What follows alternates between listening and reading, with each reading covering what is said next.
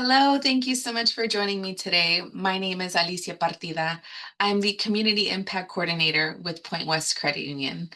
Today, we're going to talk about how to use an ATM. Before we even jump into how to use an ATM, how do I locate an ATM? How do I find an ATM? Well, there's a couple different ways that we can find an ATM.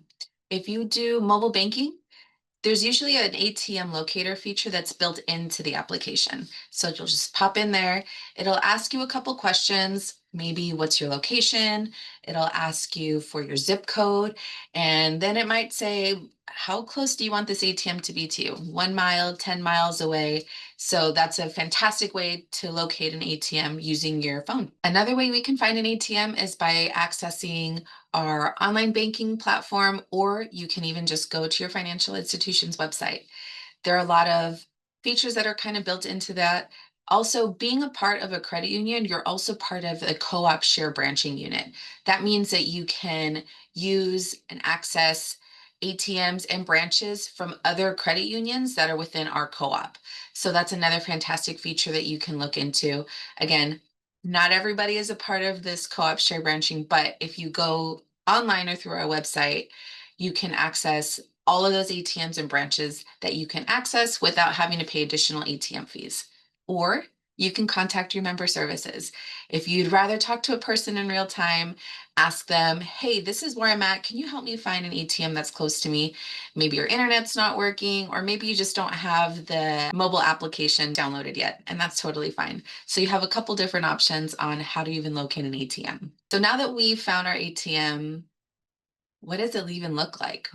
What do I do? It's a little nerve-wracking. It's my first time. Totally fine. Want you to know that not every ATM is going to look the same, but they all do have five main features, five main components. So you're always going to have a card reader. This is where you're going to put your debit card in. It's always going to have a keypad. You're always going to have a cash dispenser, a screen so that you can see what you're doing and select your transaction type from, and also a receipt printer. So there's additional features that you see on this example. Sometimes the cash dispenser and the deposit slot are the same box. Whenever you come up to an ATM, maybe give it a quick look over and identify, what am I looking at exactly, just so that you can feel comfortable. Also, just know that the ATM has some things that are kind of built in, which make it easy to use. So it might have a light that blinks when it's like, okay, ready for your cash, or here, this is where you insert your card. So it'll kind of talk to you, hopefully make it easier and less pressure. Now that we've located our ATM and we kind of have an idea of what it is that we're looking at when we get there, we're going to discuss some things that we should do before using our ATM, some steps and precautions to take when we get there. Be aware of your surroundings. Try to find an ATM that's in a well-lit or busy area, especially if you're trying to use an ATM at night. Avoid ATMs that are a little isolated and in poorly lit spots. We want to make sure that we feel safe and that we have a good idea of things and people that are around us.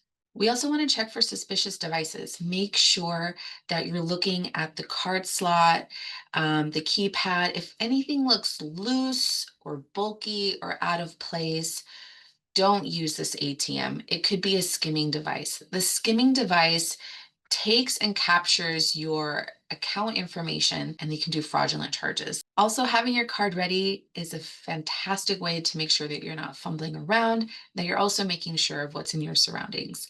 So having it out of your wallet, maybe in your hand or in your pocket when you're ready to come up to the ATM. We're also not going to ask for help from strangers. We don't want to give anybody the opportunity to see what our PIN number is, or to see how much money we have in our accounts, or just see any of our information. We also don't want folks to follow us after we're done using an ATM. So I would highly suggest, if it's your first time using an ATM, maybe go during business hours to your financial institution. I'm sure that there's a staff person that would be happy to come out and help you, kind of guide you through the process, the step by step, the different types of transactions that you can do at the ATM as well. Also, we want to cover the keypad when we're entering our PIN number. Many ATMs kind of have this hood feature that's built onto the ATM to kind of help protect and cover when you're entering your PIN. Sometimes they don't have that. So by using your hand, you can cover what you're doing and the numbers that you're selecting that are your PIN numbers. So we found our ATM. We're feeling confident. It's in a well-lit area. We have our card ready. Now, what do we do? How do we do it? All right. So we're going to insert your card. There's going to be a card reader, and you're going to want to insert it either stripe down, or if your card has a chip on it, it's going to go chip in towards the machine. It'll usually click as soon as the ATM captures your card and it's ready to go. Usually there's a photo on the ATM that'll show you exactly how they want the card to go in. Okay. And now that our card is in, we're going to select our language that we want to proceed with. Most ATMs are always going to have English and Spanish as an option, but depending on what ATM you're using, maybe if you go to a different state or a different community, you might have more options for languages. So your PIN is a personal identification number. That's what PIN stands for. You're going to enter that 4-digit, it's usually a 4-digit number. You're going to enter that in using the keypad. Again, we want to be sure that we cover the keypad with one hand while we're entering our PIN number with the other hand. Your PIN number will always come in a separate mailing when you open your checking account. Your first piece of mail will be a debit card, and your second piece of mail will be your PIN number. If for some reason you don't like your PIN number, it's kind of hard to remember, you can always change it. You can go to your financial institution and ask them to reset your PIN for you, or you can call over the phone and you can talk to a representative, and they might ask you a couple additional security questions because you're on the phone and you're not in person and they can't verify your identity. However, it can be done. Now we're going to select what our transaction type is. And this is where we have a lot of different options that we can do. So we can withdraw cash, we can deposit money into our accounts, we can transfer between accounts if we want to move some money around. You can also make a payment here, and you can also check your balance. One thing I want to share is that if you're withdrawing money from your account, keep in mind if you have other pending transactions. Maybe you went shopping, maybe you have a payment coming out for your credit card or a loan.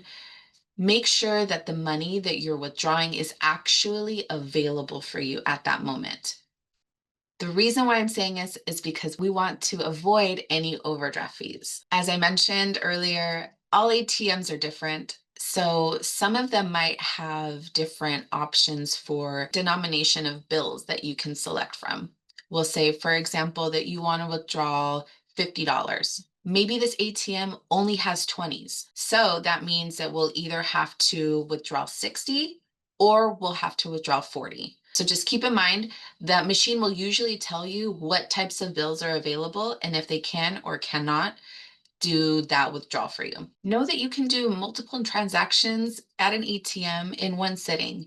Sometimes it might ask you to re-enter your PIN number for every transaction.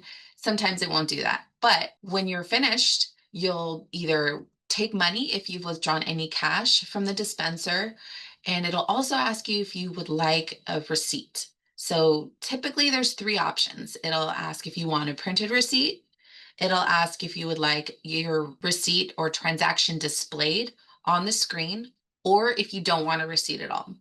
Keep in mind that any transactions that you do at an ATM or even with your debit card when you're doing purchases, you can see all of this on your monthly statement.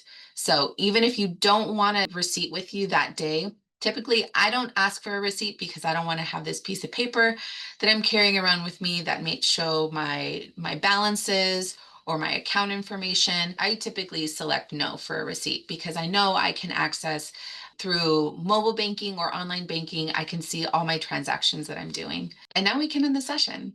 On the screen, it'll have a couple different options. It might say finish or end transaction to finish your session for that day. Don't forget to remove your card. If you've asked for a receipt, don't forget to take your receipt with you. Before turning away, make sure that all of your information is off of the screen. It'll usually revert back to a very basic generic screen that says, "Welcome to this ATM," or something like that. So I hope you feel good and confident about going into this adventure to use an ATM. Again, thank you so much for joining me today. Please let us know how your ATM experiences have been, if this video is helpful at all. And feel free to visit our website or give us a call if you have any questions. We're happy to help. We're here for you. Thank you again so much from Point West and for myself. Hope you have a wonderful day. Adios.